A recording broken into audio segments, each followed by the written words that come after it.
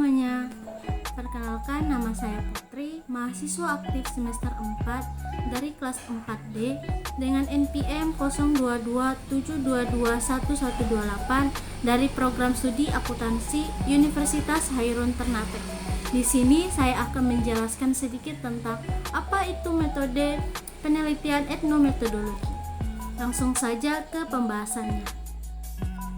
Baik, etnometodologi atau metodologi adalah persoalan penting dalam ilmu pengetahuan atau sains memperoleh pengetahuan yang sistematis. Setiap peneliti bahkan ilmuwan membutuhkan metodologi. Metodologi merupakan cara-cara yang ditetapkan dengan logika tertentu untuk melihat realitas atau fenomena oleh para ilmuwan. Orang sering mengira etnometodologi adalah suatu metodologi baru dari etnologi. Sering juga dipertukarkan dengan etnografi. Etnometodologi yang diperkenalkan oleh Harold Granville adalah suatu ranah ilmiah yang unik sekaligus radikal. Dalam kajian ilmu sosial, dikatakan radikal karena dikenal keras dalam mengkritik cara-cara yang dilakukan oleh sosiolog sebelumnya.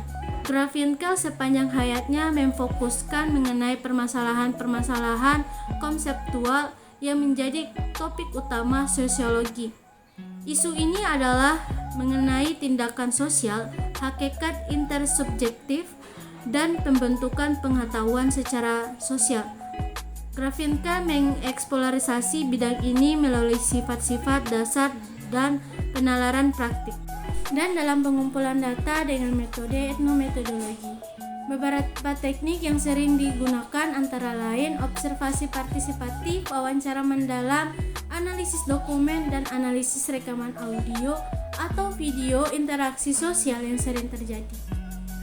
Metode ini menekankan pada pemahaman tentang bagaimana orang secara aktif menciptakan dan mempertahankan arti dalam interaksi sehari-hari mereka.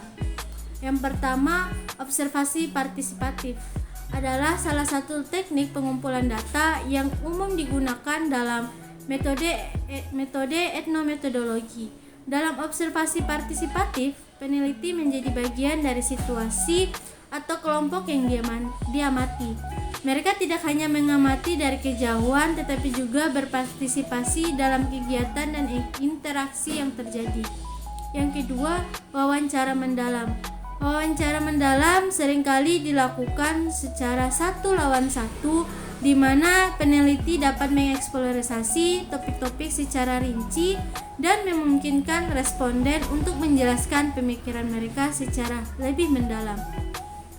Tujuan dari wawancara mendalam adalah untuk mendapatkan wawasan yang kaya tentang bagaimana orang-orang memahami dan mengalami dunia mereka, serta memahami norma, nilai, dan praktik yang mendasari interaksi sosial. Ketiga, analisis dokumen. Analisis dokumen adalah salah satu teknik yang dapat digunakan dalam metode etnometodologi untuk mengumpulkan data. Dalam analisis dokumen, peneliti memeriksa dan menganalisis berbagai jenis dokumen seperti catatan, surat, laporan, buku, atau media sosial untuk memahami norma, nilai, dan praktik yang terkandung di dalamnya. Tujuan dari analisis dokumen dalam konteks etnometodologi adalah untuk mengeksplorasi bagaimana dokumen tersebut merefleksikan dan membentuk praktik sosial, serta bagaimana mereka digunakan dalam memahami oleh individu atau kelompok dalam kehidupan sehari-hari mereka. Yang keempat, analisis audio. Analisis audio adalah salah satu teknik yang digunakan dalam metode etnometodologi untuk mengumpulkan dan menganalisis data. Dalam analisis audio, peneliti mereka interaksi sosial yang terjadi, baik dalam bentuk percakapan, diskusi, dan atau kegiatan lainnya, dan kemudian menganalisis rekaman tersebut untuk memahami bagaimana norma, nilai, dan praktik sosial. Dan dalam metode penelitian etnometodologi, analisis data melibatkan proses mendalam untuk memahami bagaimana orang secara aktif menciptakan dan mempertahankan realitas sosial mereka melalui interaksi sehari-hari.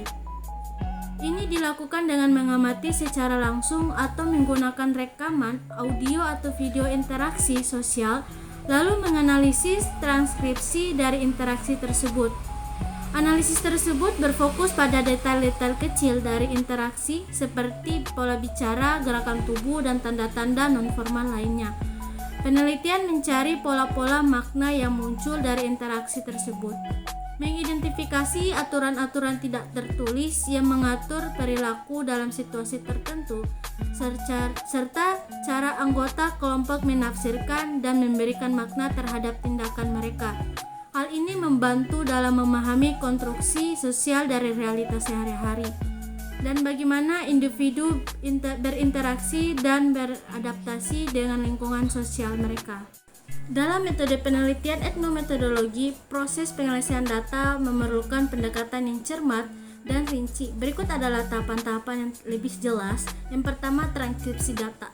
Langkah awal adalah mengubah data yang terkumpul atau seperti rekaman audio atau video, catatan lapangan, dan lain-lain menjadi teks deskripsi yang rinci dan akurat.